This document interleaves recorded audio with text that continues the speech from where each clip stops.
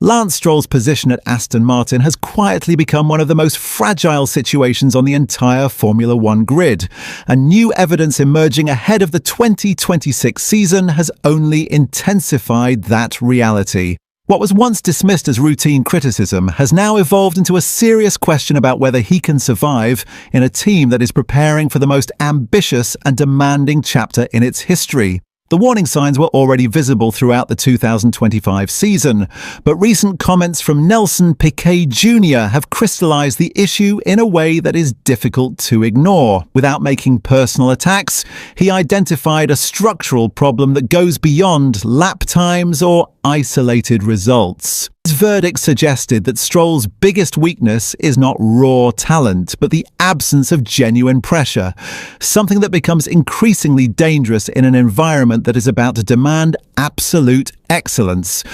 On paper, Stroll's 2025 campaign did not begin disastrously. He opened the season with points in Australia and briefly appeared competitive relative to Fernando Alonso.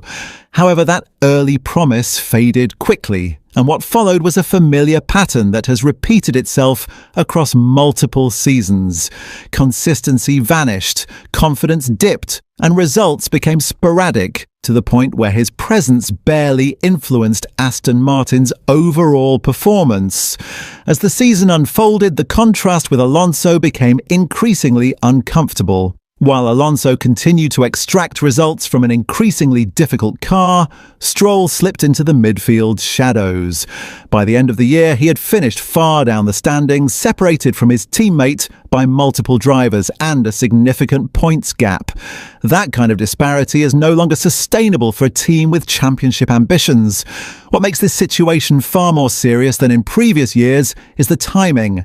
Aston Martin are no longer positioning themselves as a long-term project with vague goals. Everything about their recent moves points towards 2026 as a defining moment. The arrival of Adrian Newey, the works partnership with Honda, and massive investment in infrastructure all signal a team that expects results, not patience. In that context, Stroll's low-impact performances take on a very different meaning. He's no longer simply underperforming in a midfield outfit. He's potentially holding back a team that believes it has the tools to fight at the front.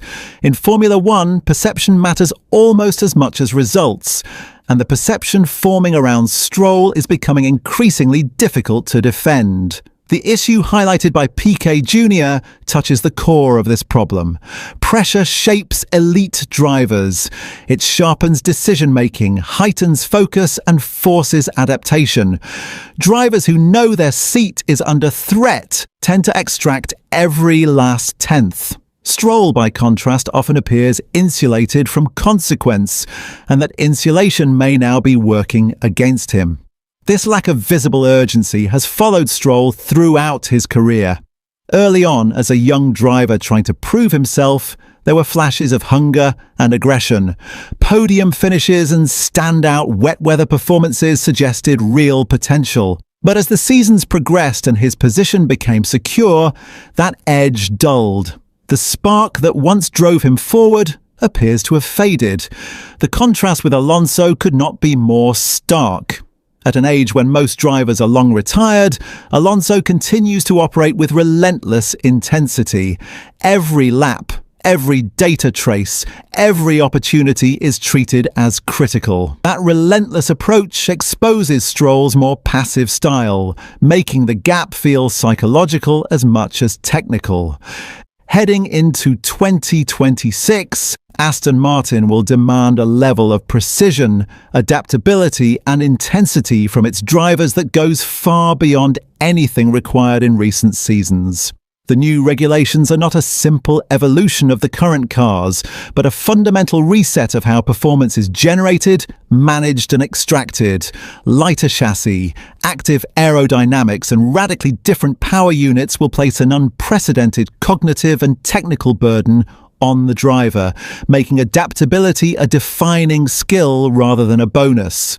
The power unit regulations alone change the role of the driver dramatically. With a far greater emphasis on electrical deployment and energy recovery, drivers will no longer simply follow instructions, but actively manage complex systems while racing wheel to wheel. Communication with engineers will need to be constant, precise, and proactive. Any hesitation, confusion, or lack of engagement will immediately translate into lap time loss, strategic errors, and compromised race execution. In this environment, there is nowhere to hide. Honda's return as a full works partner only amplifies that pressure. Manufacturers do not invest hundreds of millions to tolerate inconsistency or underperformance. They expect clear feedback, detailed technical input, and absolute accountability from the cockpit. Drivers become an extension of the development process, not just end users of the car. Those who cannot articulate problems clearly or adapt their driving to evolving concepts quickly risk becoming liabilities rather than assets. Adrian Newey's presence elevates these expectations even further. His designs are famously aggressive, concept-driven, and uncompromising. They reward commitment, confidence, and trust in the car's behavior, but they also punish hesitation brutally. Drivers who second-guess the concept or lack belief in high-speed commitment tend to struggle. Newey-built cars demand bravery, precision, and total alignment between driver and machine. This combination places Lance Stroll in an extremely uncomfortable position.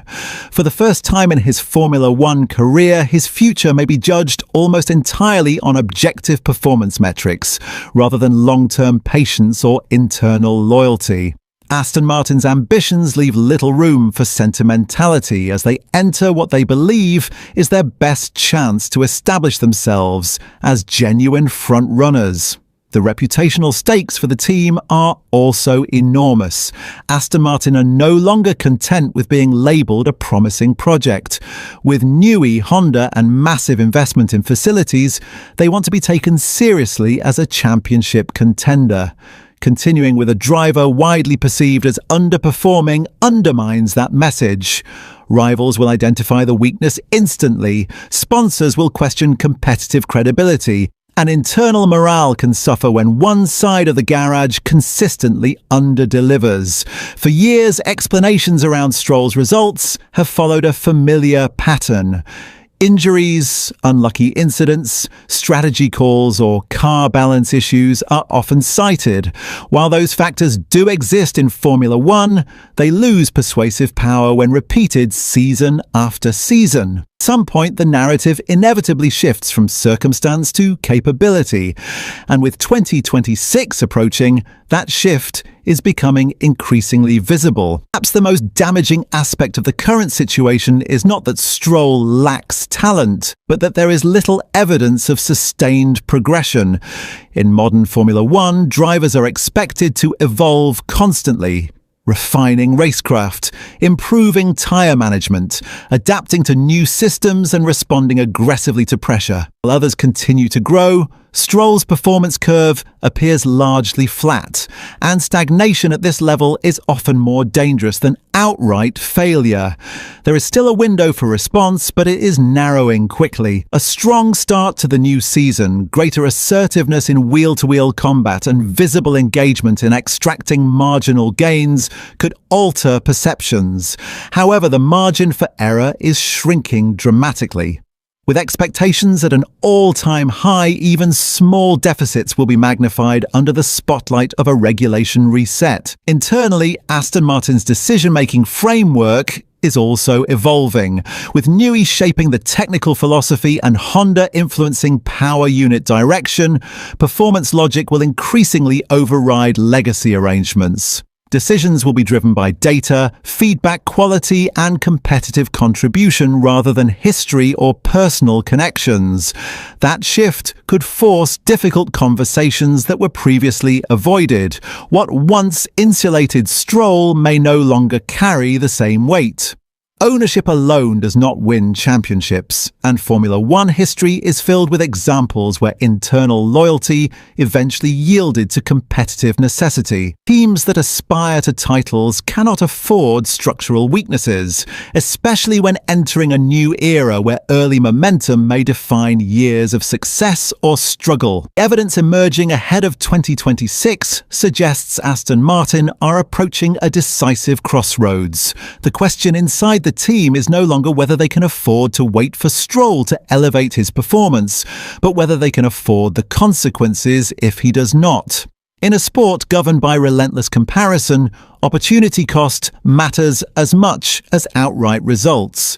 If Stroll cannot significantly raise his level in the face of rising expectations, his position will become increasingly difficult to justify, regardless of past patience.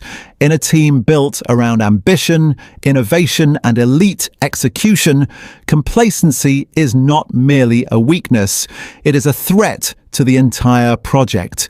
This is why Lance Stroll now finds himself in serious trouble, not because of a single bad season or one critical opinion, but because the environment around him is transforming rapidly. As Formula One prepares to reset in 2026, only those who adapt, commit, and evolve will thrive, and those who do not risk being left behind by a sport that never waits. As Formula One edges closer to the 2026 reset, the spotlight around Aston Martin is only going to intensify. Every decision the team makes from now on will be judged through the lens of that new era, and every weakness will be magnified once the competitive order resets. For Lance Stroll, this means there will be no hiding behind long-term projects or transitional seasons. The next phase of Formula One will be unforgiving, and drivers who fail to immediately connect with the new machinery and philosophy will be exposed faster than ever before. What makes this moment so critical is that Aston Martin are no longer building quietly in the background.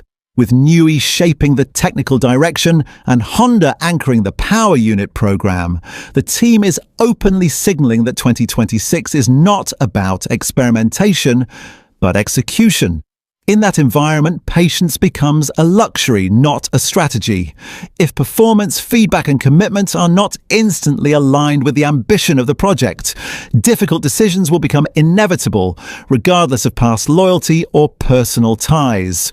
The question then is no longer whether Lance Stroll has talent, but whether he can adapt to an environment that demands urgency, clarity, and relentless progression.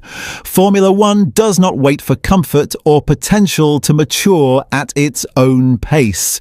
As the sport prepares to enter its most demanding era in decades, only those who rise with it will remain at the centre of the project. And for Aston Martin, 2026 may be the moment when ambition finally forces reality to make the final call.